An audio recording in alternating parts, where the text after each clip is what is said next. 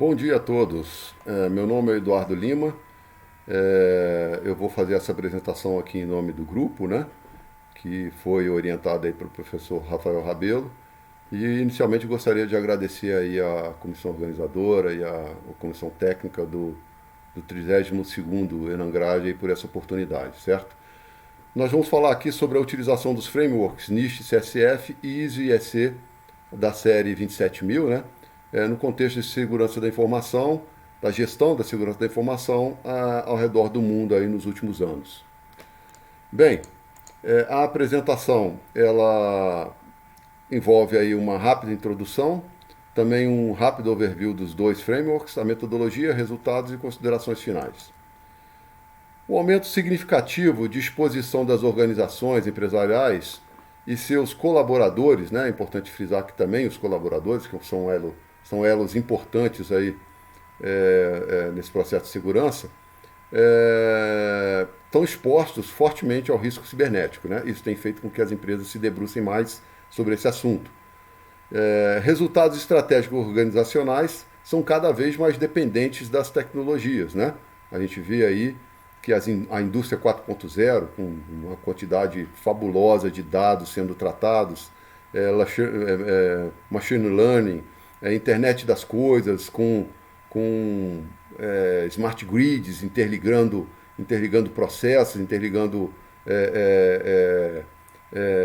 sistemas que operam informações em tempo real, a rede 5G já viabilizando o Wi-Fi para esses processos como uma forma de acesso, interoperabilidade de cadeias logísticas complexas, né? Tudo isso expõe aí as organizações e os detentores desses processos, né, a riscos cibernéticos bastante grandes.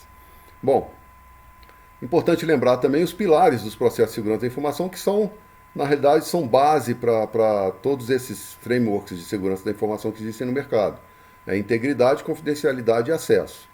Os frameworks da ISO e do NIST, eles têm por objetivo apresentar os processos para estabelecer o controle, né, da segurança cibernética dentro das empresas, em sistemas empresariais. Então, a palavra processo é muito importante porque dá, através desses frameworks, a capacidade de você implementar ou implantar processos que são cíclicos, né, e que possuem uma cadeia com início, meio e fim, de forma cíclica, que você pode analisar constantemente. O framework NIST, na realidade, ele é um framework que surgiu nos Estados Unidos, né? Surgiu a partir de uma ordem executiva da Casa Branca, do governo Barack Obama, e foi elaborado como um guia para atender aí as diretrizes de segurança de sistemas críticos, né? Da indústria, que eles chamam de infraestruturas críticas. Que é um segmento da indústria americana muito suscetível a ataques cibernéticos, né? Bom, por conta disso, o NIST se baseou numa gestão de riscos de segurança cibernética que pudesse ser focada, então, nas necessidades dessas instituições, dessas indústrias de uma forma geral, e ele é tão detalhado que evidentemente pode ser adotado por qualquer tipo de indústria, né? Basta você segmentar e avaliar o que efetivamente é necessário para a sua empresa, né? Para o seu segmento. Três componentes principais constituem o NIST, né? O CSF, que é o núcleo estrutura básica, né? O core, na realidade, do framework básico, fundamental. O segmento de avaliação, profile, ou seja, que viabiliza uma análise cíclica do processo, e níveis de implantação, ou seja, os tiers, né, os layers que você vai implantando ao longo do tempo, viabilizando aí uma evolução do seu processo de segurança cibernética, uma vez que é um processo bastante caro, que todos nós sabemos disso, né? Bom, já no caso da ISO, da 27000, a linha de atuação é o desenvolvimento de um sistema de gerenciamento de segurança da informação, né? Então é um processo de gestão, propriamente dito, né? E auxiliar organizações de auditoria e entidades emissoras de certificação, a partir do momento em que, através da 27002, 27005, você consegue viabilizar uma gama de controles razoáveis que permite, então, viabilizar esse compliance. Auxiliar e atingir os requisitos definidos na ISO IEC 27001, como eu disse, que é o processo de gestão. É composto por esses 4 itens, né, macro itens, que é terminologia, requisitos, diretrizes gerais e diretrizes específicas de setores. A metodologia adotada para o trabalho foi, na realidade, uma pesquisa bibliométrica, né, através de uma revisão sistemática, e que teve por objetivo atender inicialmente a seguinte pergunta: como têm sido utilizados os frameworks de segurança da informação ao redor do mundo num período determinado, né? Então, com isso, nós já viabilizamos uma escolha bastante adequada dos artigos, né, que eram de interesse, e ainda mais afunilado, né, vamos dizer assim, a partir de uma análise qualitativa, utilizando aí pesquisa sistemática, como eu já disse, e palavras-chave bastante apropriadas, né? A coleta dos artigos foi realizada nos anos de 2015 a 2021.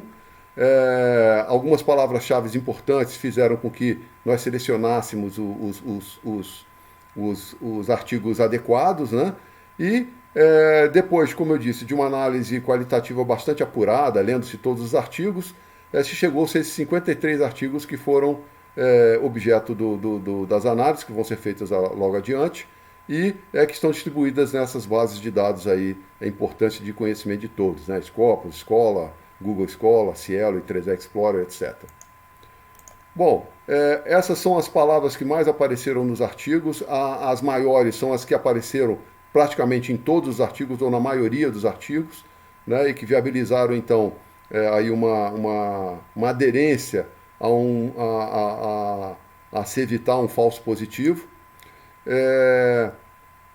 Aí vem os resultados propriamente ditos, né, que a gente viu, avaliou ao redor do mundo, aí, quantidade de artigos coletados por base de dados agregado para o framework. A gente vê que a Scopus, que é uma base sediada nos Estados Unidos, né, detém a maioria dos artigos que foram identificados, né, num total de 32, e as bases Science Direct e Semantics Scholar, aí com a outra, quase a outra metade, né, dos artigos identificados, bem focados aí no que a gente pode identificar no artigos com estudos da ISO, né? Já no caso dos Estados Unidos, a Scopus, a gente vê uma grande maioria voltada para a ISO, para o NIST. Série temporal de publicações segregada por framework, NIST e ISO. A gente vê que a partir de 2015, né, especificamente a partir de 2016, a gente verifica um crescimento bastante forte na publicação de artigos de estudos avaliativos desses frameworks, né, e bem mais fortemente em relação ao NIST. Mas a gente vê que há uma correlação bastante forte entre ambos, né, ambos com um crescimento aí, bastante acentuado. Bem, distribuição de artigos segundo o continente da instituição de filiação dos autores. A gente vê que a América do Norte, nós temos aí 9 artigos NIST e 1 da ISO, considerando aí que o autor está filiado a instituições nesse país, né? Nesse continente. E a gente vê também que na Ásia, África e Europa há um equilíbrio maior entre NIST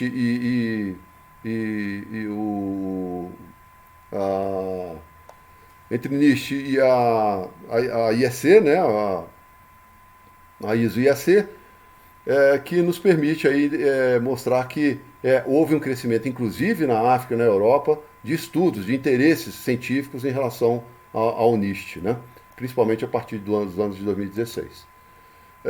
Distribuição de artigos segundo o país das instituições que os autores são filiados.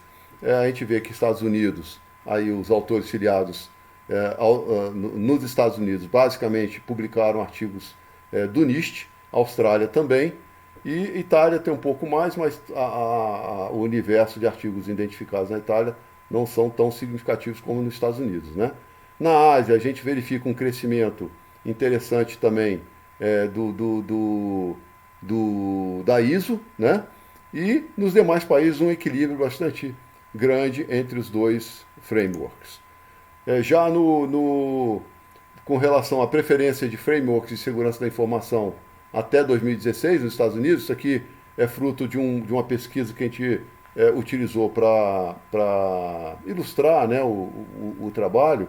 Essa pesquisa do Dimensional Research de 2016 mostra que até essa data, nos Estados Unidos, a preferência eram outros frameworks, né? O PCI, que também é um framework de segurança da cibernética, o da ISO e o CIS, que é um extrato, né? É uma simplificação dos frameworks anteriores. E a gente vê o NIST em quarto lugar. Lógico, a partir de 2016, com a publicação do NIST e uma avaliação mais aprofundada, um interesse mais aprofundado e o próprio marketing do governo americano, né, alguns aspectos impositivos até, no sentido de se garantir uma maior robustez nessa análise, direcionou então uma inversão do que a gente está verificando aí nesse slide. Bom, pretensões em adotar o framework de segurança da informação a partir de então. Então, no próprio 2016, uma nova avaliação com os gestores das empresas foi realizada. E a pretensão já se inverteu. Ó. Já mostra que o NIST já tem uma intenção maior de uso das empresas do que a ISO. Né? E o CIS também, porque o CIS é um extrato, como eu já disse, do NIST. Distribuição de framework por artigos segundo o setor. Nós temos aí setor de infraestrutura, setor de saúde, indústria, tecnologia, basicamente com estudos de frameworks voltados para o NIST. Né? É muito importante aí esse significado, que mostra que infraestruturas críticas, né? Processos críticos, estão dando uma preferência de avaliação do NIST, caracterizando essa tendência que a gente viu no slide anterior. Com relação ao extrato da infraestrutura, a gente vê que na engenharia civil, no setor hídrico, todos os estudos foram baseados no NIST. Já no setor elétrico, nós tivemos 3 do NIST e 2 do ISO, mostrando aí quase um equilíbrio, né? No entanto, um crescimento bastante acentuado no setor elétrico nos últimos anos, mais para os últimos anos. Decomposição do setor logístico, a gente vê que a aviação civil, ferrovia, também mostrou estudos baseados no NIST, e o naval mostra aí uma grande discrepância do ISO em relação a NIST, né, de estudos do ISO em relação a NIST, em função, basicamente, porque os dados foram coletados nas bases europeias aqui. Bom, preferência de framework de segurança da informação por tamanho de empresa nos Estados Unidos, também um resultado daquela pesquisa realizada em 2016. A gente mostra aqui que as grandes empresas até 2016 preferiam a utilização do PCI, que era mais barato e menos robusto, né? E também sujeito a mais lacunas, né? ISO e CIS, sendo o NIST ainda com muito pouca preferência. Mas, como eu já disse, ele, a partir de 2016, inverteu essa situação. Bom, considerações finais, gente. O objeto do estudo, é importante destacar, esse aqui não é em relação a casos de uso dos frameworks, mas sim estudos sobre os frameworks, né, da ISO e da NIST, ao redor do mundo. 53 artigos foram identificados, a gente mostra aqui um certo equilíbrio, com uma tendência maior para o NIST, como a gente viu, o correlacionamento de crescimento do NIST é maior do NIST em relação à ISO do que da ISO em relação ao NIST. Um aumento significativo e correlacionado do uso do NIST e do ISO 27000 nos últimos anos, isso é importante, mostra o interesse da indústria, né, nos frameworks. Verificou-se um equilíbrio na aplicação de ambos os frameworks, ou seja, até 2016 ISO, a partir de 2016 o NIST, superando um pouco nos últimos anos o NIST e superando um pouco nos anos até 2016 da ISO. A comunidade europeia também é importante destacar aqui que dá uma força grande para a utilização da 27001, como já está bem difundida lá, estudos sobre a utilização dela não são mais tão divulgados, né, publicados, mas sim a sua utilização para um compliance da GDPR. E é nesse sentido que a gente vê mais artigos, inclusive. Destaque de uso para os setores de utilities, tecnologia, etc. São destaque para uso dos setores de missão crítica, gente. Bom, era isso que eu tinha para falar. Abro espaço para dúvidas e agradeço aí a audiência de todos. Obrigado aí pela atenção.